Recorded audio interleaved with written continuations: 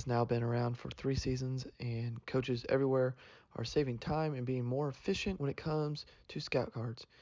Coach Robinson from Texas says, "The thing I most enjoy is the ease of access to all the scout cards and how I can draw on them if I need to make any changes. Every coach that uses it says that it is so great to use. If you and your staff are tired of the old ways of preparing and using scout cards, check out thecoachpad.com to start enjoying Scout Team and making the 2023 season better than ever." Welcome to another episode of the Gap Down Backer podcast.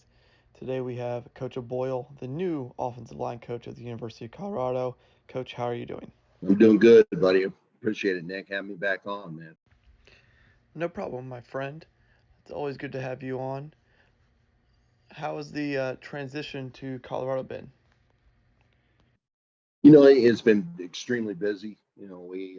I found out I was on the road up in Michigan driving, and Coach Lou gave me the call and said, "Get on back here as fast as you can." And got back and had a team meeting. I definitely wanted to sit down with the offensive linemen and at Kent and talk to them before I left, and gave me the opportunity to do that. And then we were on a flight the next morning at 9, and I was able to fly back to Kent for about 4 hours and try to pack my place. And I've been here, pretty much ever since until right now. We're on a little bit of a break. So it's been extremely busy, man. That might be an understatement, Coach, and it's pretty well documented by the people at Colorado. But how has the transfer portal affected you as a coach, you coaching the offensive line, skill development, and how you install things? With our system, and it's the good thing about what we're doing. And like I was visiting with you before, and what we did at Kent, our system is so simple, and it has to be because of what we do with the tempo, that the install and everything else, it's a change of terminology. It's the kids learning, you know, basically learn all 5 positions, because with me at this level, it's a little bit different at the FBS Power 5 because your tackles are going to be a little bit different than other places. But basically inside is just finding the right guys at the right spot, especially for me, finding a center, because that's such a big deal in our system, because of how we communicate and how fast we go. That has to be second nature for that kid. And, so there's a lot of good pieces to it. And like I said, we have the blueprint. We've done it at Kent, and we're going to turn around and do it here. So the system is what it is. We aren't going to change. We might add a few wrinkles just because of some of the different athletes we have now, and especially in the skill positions. But it's basically going to be about the same. So installing everything else, and Coach Lou, he likes to refer to it as drinking from a fire hose, man. I mean, it goes in fast. We put in everything in about probably 4 or 5 days of what we're doing, the base and everything else. Yeah, and after that, it's just repetition. I do want to piggyback off that. What do you look for in a center? How do you find that center, especially in your scheme or another center heavy scheme?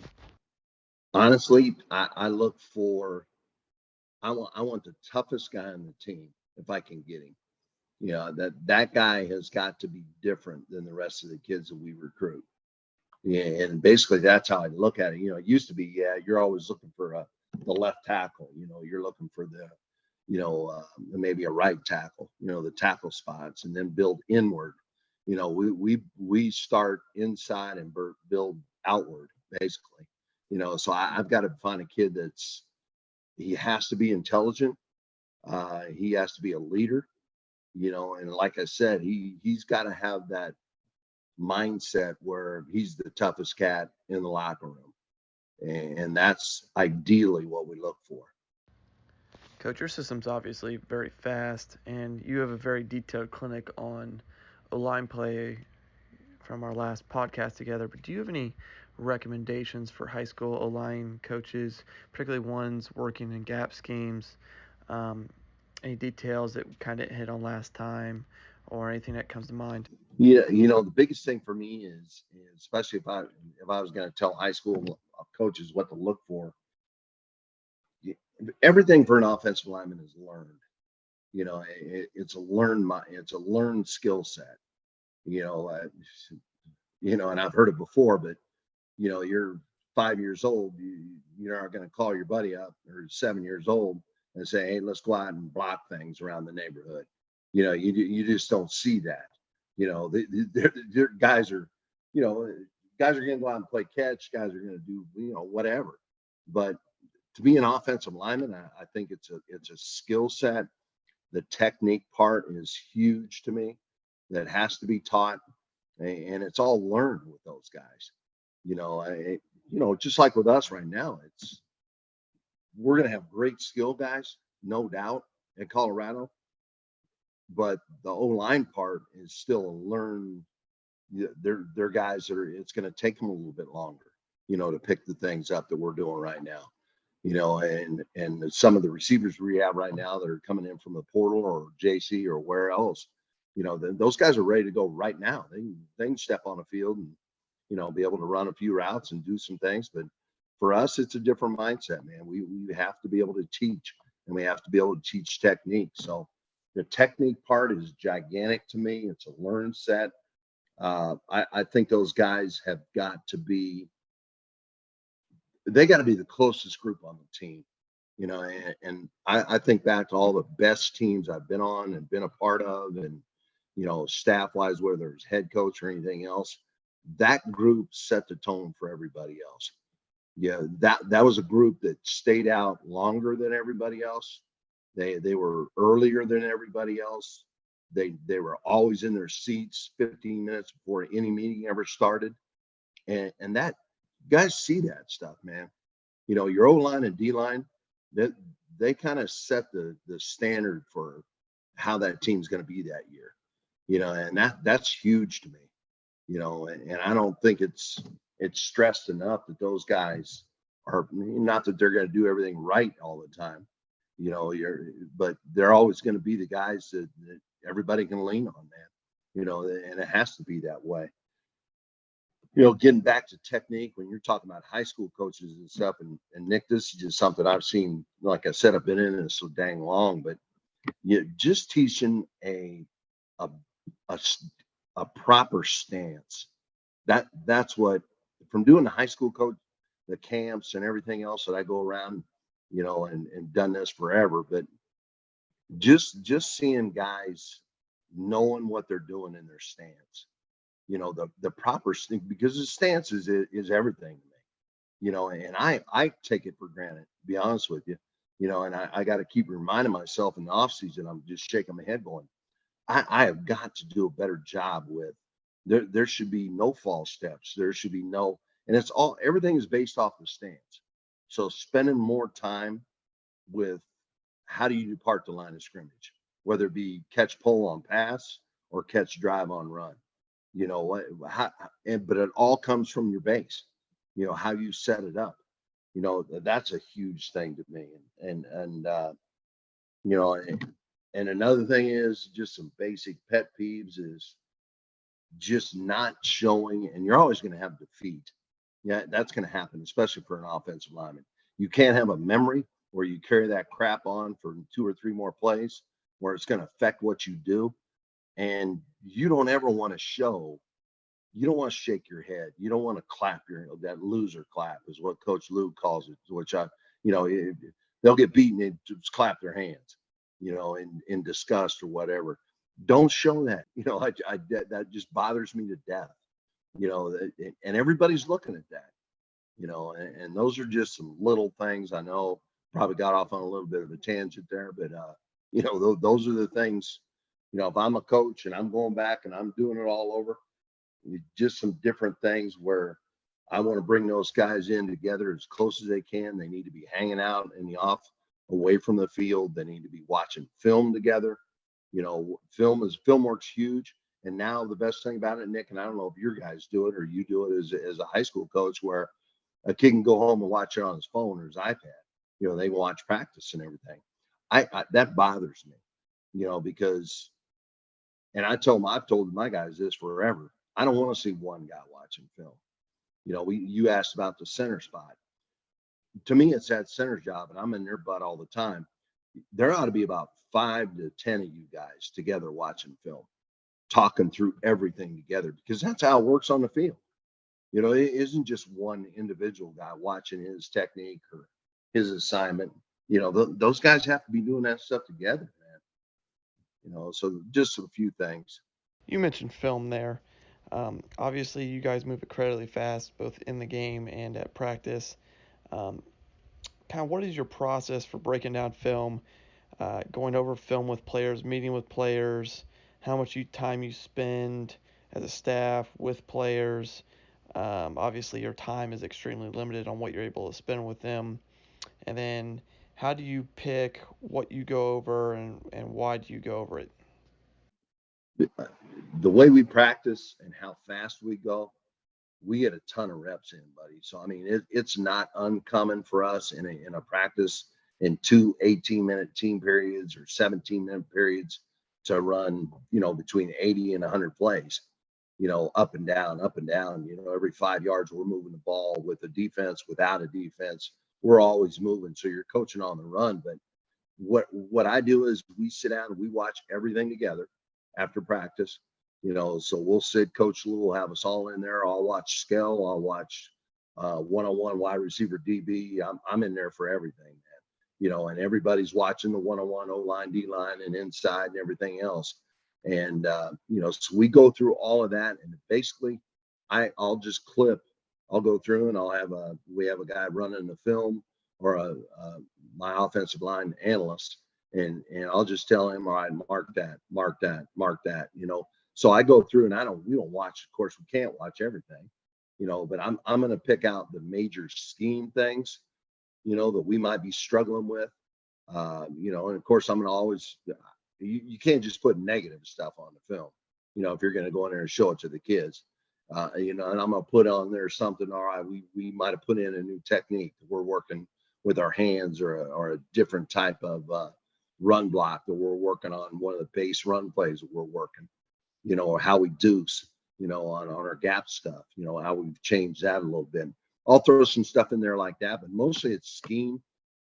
And be honest with you, Nick, and my kids can tell you, we'll watch all that stuff and then I'm out of there. I'm going to take those guys out. I'm a huge walkthrough guy.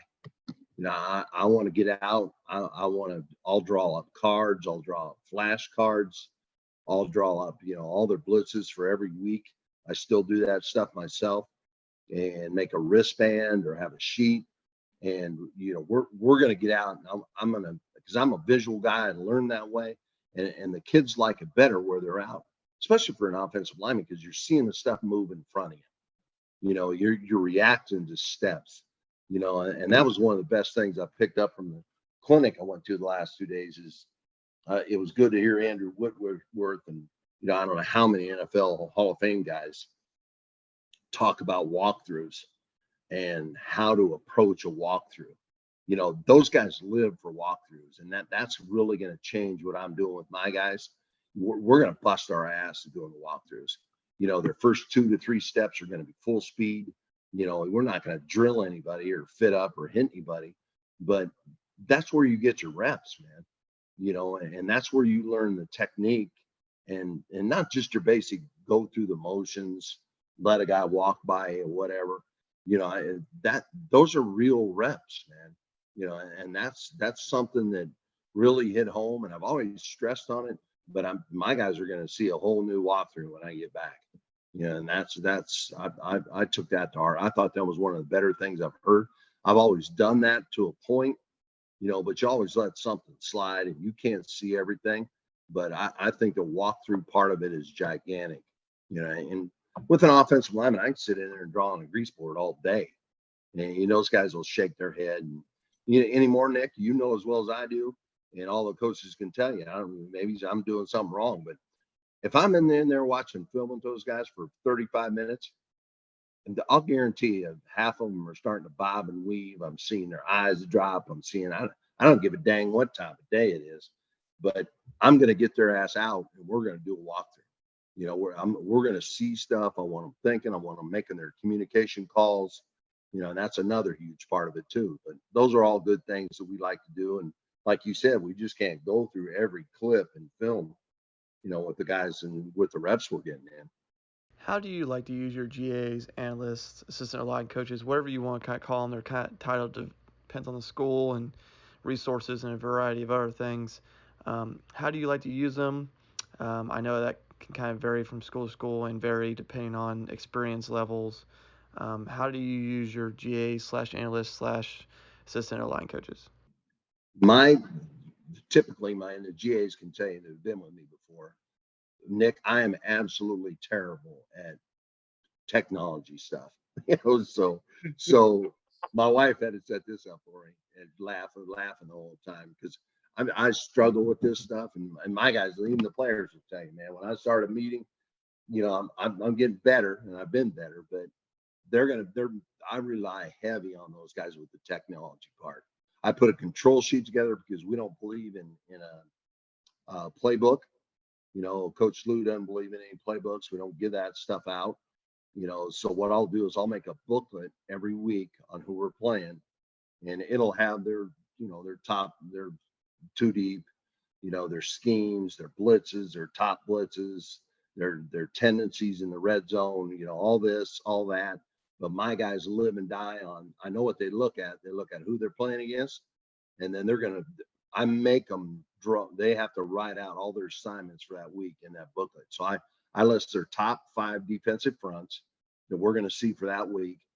And then I'll put a quiz on the back. It could be 50 to 80 questions.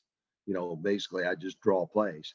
You know, I'll draw defensive fronts, bring pressure, things like that, where they have to fill them in.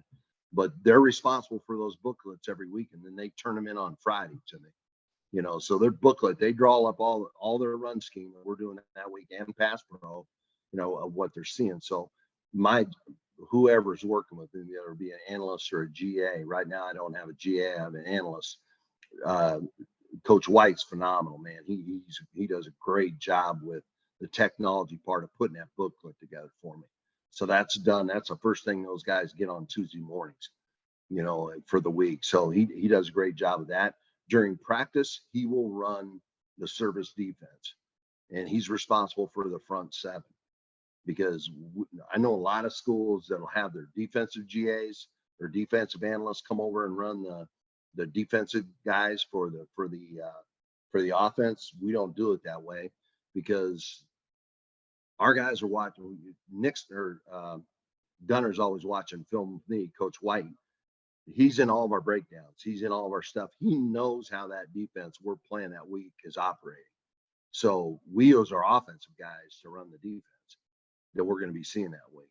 And it's always worked out great for us, you know, so they have a huge responsibility with that. And especially with our tempo, man, you know, because that's a tense deal in practice, you know, because getting that front lined up, getting the call out, you know, and then we'll have a guy responsible for the secondary, you know, that's doing that. And we don't, you know, if we run 50 plays in a team period, you know, we'll go the ones will go against the service defense, 5 yards all the way up to about the 50. We'll flip it around. That's about 8 plays, could be 10 plays, whatever. And then we'll flip it, and then the 2s will go out and they'll run against air and come back the other way. You know, we just keep going back and forth like that. So then we'll move the hash and move ball moves and everything else. And we don't script anything, you know. So during those team periods, Coach Lou's, he has a card, he has his plan, and he's calling out, you know, what we're doing, and we're rolling. So, but those guys are, you know, I wouldn't make it without them, man. You know, I've had some great GAs, man.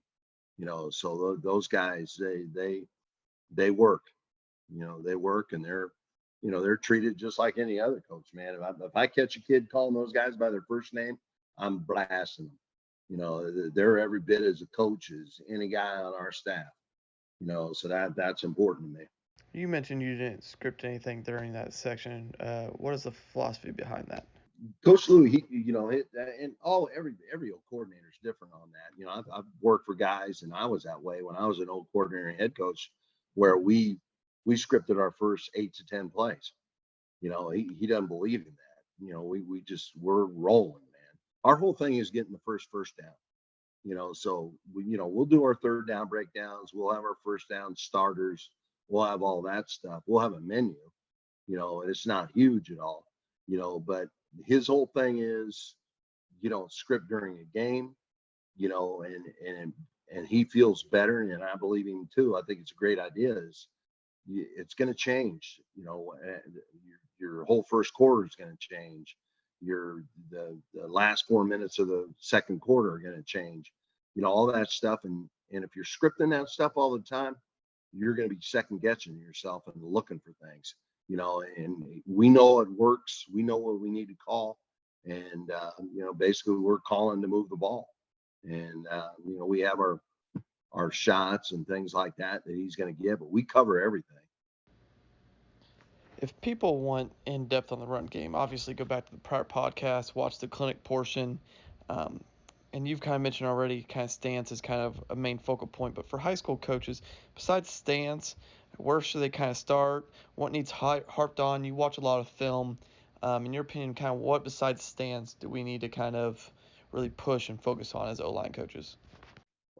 Yeah, and you hit it all, and I've brought it up, and I think stance is huge. And I think the next thing is, especially in the run game, is what I watch, and especially when I watched in a high school offensive line when we were recruiting them, how fast they get their second foot in the ground. That's a big, I call catch to drive. How fast they can get their catch step in the ground, which is their first step, and how fast they can hit their drive step in the ground. And then for me, Nick, especially in the run game, buddy, is if you've been around my stuff and see my stuff, I don't like kids rolling their hips. I hate choppy steps. When I see those great run blocks, when offensive linemen accelerate through and finish, it's like a fat jet taking off, man. It's low to high. They don't go high all the way down. They don't pop up like a sailboat out of their stance and move anything, man. The ass is back. They're making contact, and you watch their feet. And when they run somebody off the ball, they're running off the ball. And that's one of my best drills. And I put it in the podcast before was the zone drill. Man, I want those guys running off the ball. And you're going to change it. There's going to be a shuffle step. There's going to be a J step. There's going to be some different steps along the line. But when it gets down to it, is ass back and running.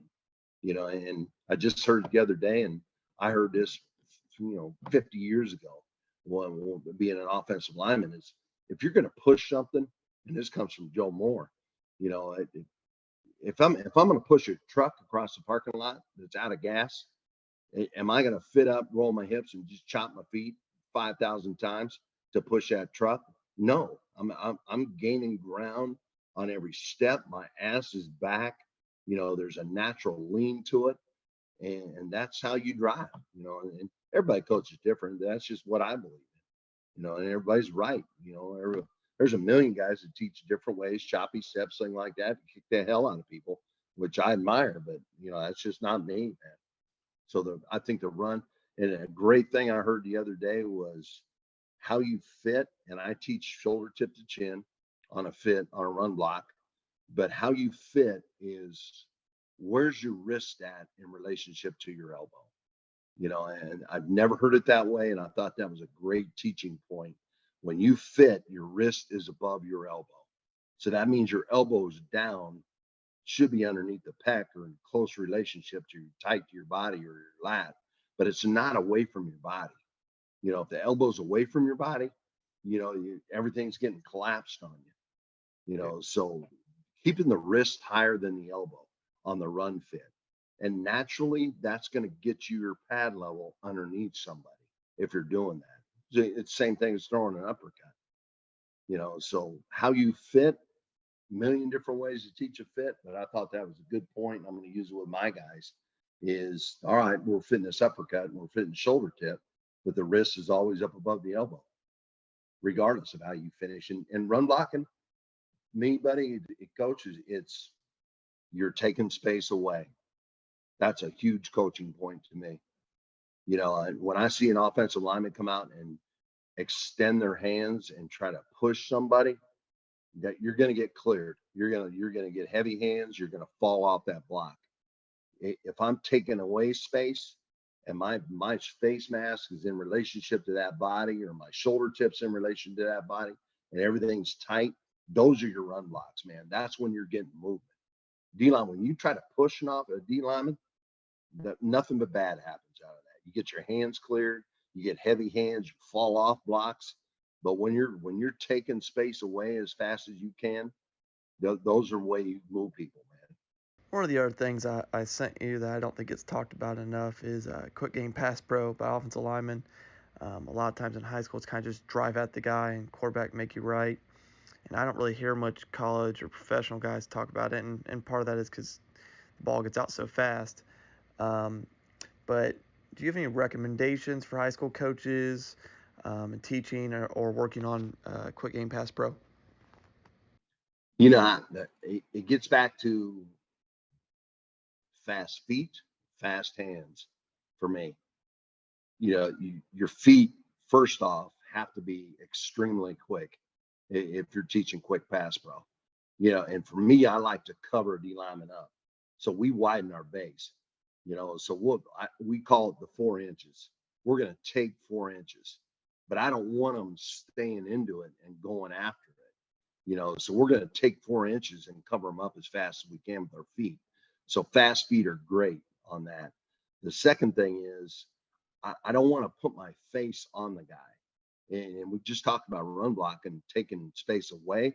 In pass pro, you're creating space. So I want to bomb that guy with my hands as fast as I can. And usually, Nick, it's independent hands. Too many high school guys, and even the guys I coach, you know, they want to punch with both hands, you know, but to me, it's like hitting a speed bag, man. There's got to be a rhythm. There's got to be separate hands. And you talked about what, you know, especially when what I would tell a high school coach in pass pro. How many guys have you seen taught the punch and recoil deal? You know, I see that, you know, I still see it all the time where a guy punches and they bring their hands back, they punch again, they bring their hands back. That is the dumbest, you know, I don't, yeah, I can't even call it dumb. I just don't understand, because in pass pro, I you only get one punch, and you take it, you grab, and you sit your ass down in a good base. You know, the pass pro demeanor. What's your posture? You know, the head's back, the head, you know. So the quick pass pro is how fast you can cover it with your feet, how fast you can punch it and actually grab it and get your hands inside, and then sitting back in that posture, and then going right to your insteps. You know, if your heels are up in that stuff, you're going to get olayed. The guy's going to push pull you to death. You know, and a D lineman, they're going to read your hands, or you're going to read how you jump. You know, but it's a lot of independent hands. We call it a joust, which would be a one hand. You know, one hand could be outside, could be inside, and we call it chase with our inside. I don't let our guys really punch unless they're changing their toolbox and using a different inside joust or something like that. But our inside hand is a hook. You know, it's a straight uppercut. We're going right up the rib cage, and we're grabbing with that inside, and that protects us from anything coming back underneath us. If we try to punch with our inside, our shoulders are going to get turned. And if a good D lineman's quick, man, they're going to clear that out inside hand and go right underneath you in your hose. You know, so everything's a quick hands, fast hands, independent hands. Could be one hand. You know, you could work a drag hand with your backhand.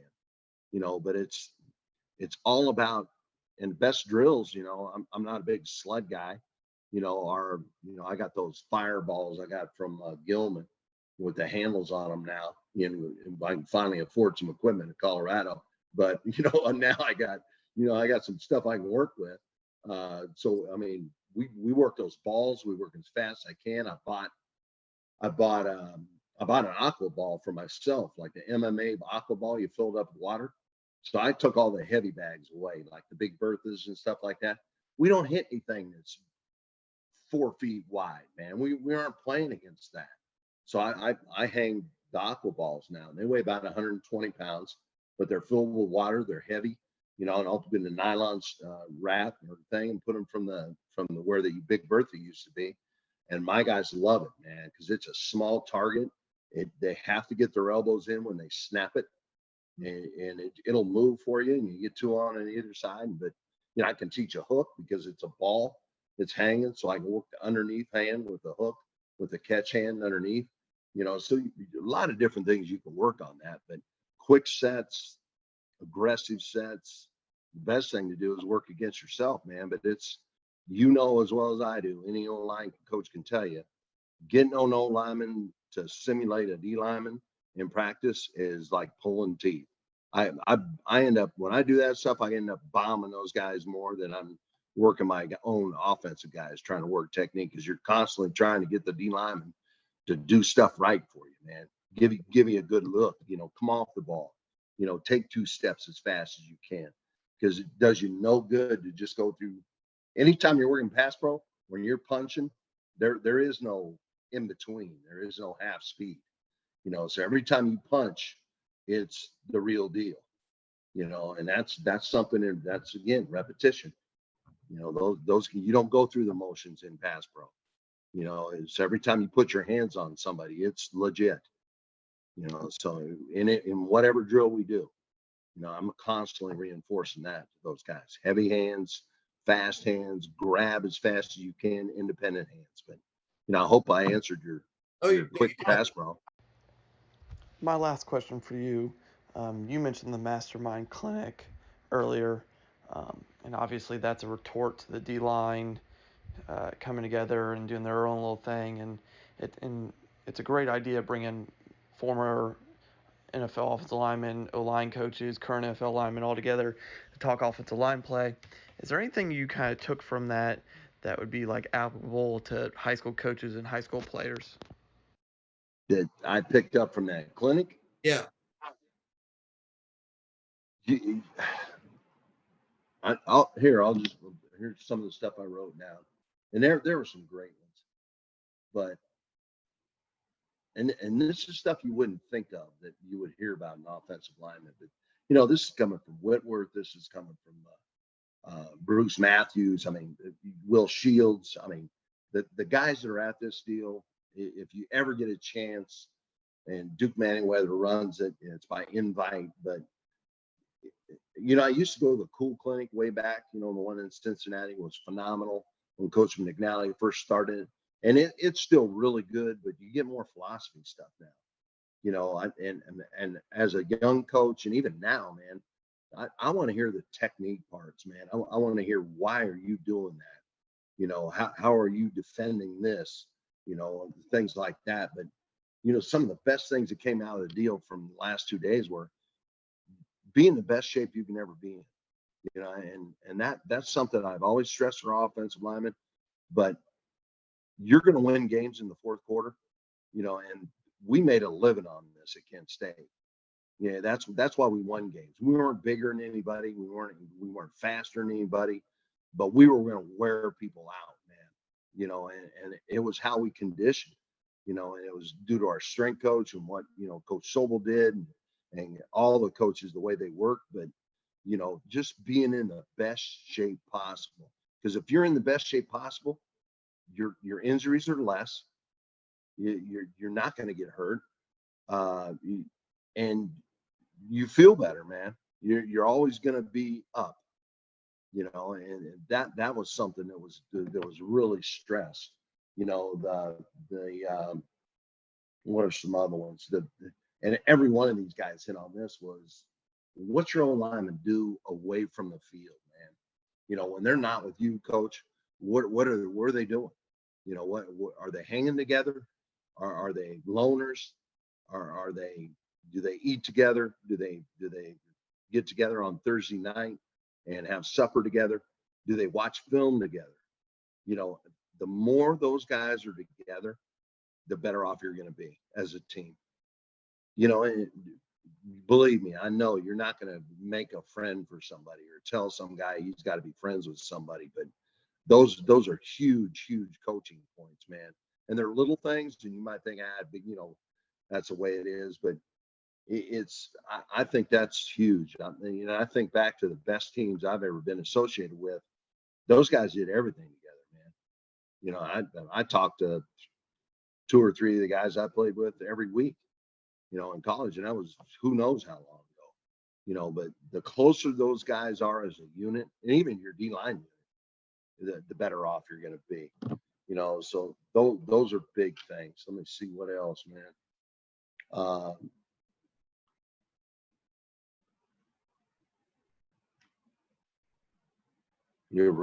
Those were the biggest things that kind of stood out to me, that jumped out, but you heard them over and over and over. And another one was injuries. Football, regardless, there's about 100% injury rate in football, regardless what position you play. How do you deal with that, and how do you get back on the field?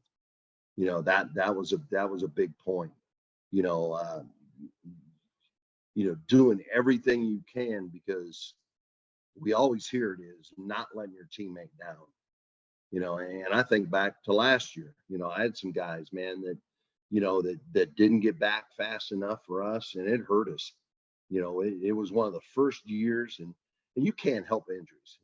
I get that, man, but at Kent, going through the gauntlet we did every year when I was there, playing the like last year, Georgia, Oklahoma, Washington, the guys we were always going to start off with, that finally caught up to us last year, and I didn't get those guys back that we needed up front. You're constantly trying to part things together, and just getting those guys back together. And the way it is now, and I know with you, and the same thing with me, and even in the NFL, it's worse, is the walkthrough part, man. That was a huge deal to me. You're not always going to be able to hit, but what do you do during walkthrough? It was interesting to hear Andrew Whitworth go through and talk about, he probably never even padded up in the last 4 years of his career, and hit during the week ever, but in walkthroughs, he put on a weighted vest, and he busted his ass on every rep in walkthroughs, and did his steps right. Didn't that was great to hear, man. That was cool. That how much emphasis they put in walkthrough. And as well as I do, man. Once you're out of camp, who can hit. Yeah. And it's changed so much since we all played and this and that, and it's who gives a dang? You're not tough because you don't hit every day. Who can hit. You're to that point. But what do you do to hone your skills in the walkthrough, in the practice, when you're not going full pads and things like that? Those are huge, man. Okay. Well, coaches, obviously give Coach a follow on Twitter. You'll see a bunch of him on all the Colorado social media stuff that they post. Hopefully you won't see me on there. Hey, you are on there occasionally. Don't lie. You're on there. I stay away. Coach Brian knows how I feel about that, man. That's the last thing I want, man. Yeah. So if I look uncomfortable, yes, I am. I can't stand that stuff, man. So it's the way it is. Like, share, subscribe so people can find this and other videos. And link to his podcast / clinic from last time will be below. Otherwise, check out Sponsor Coachpad. And thank you for watching. All right. Appreciate it, man.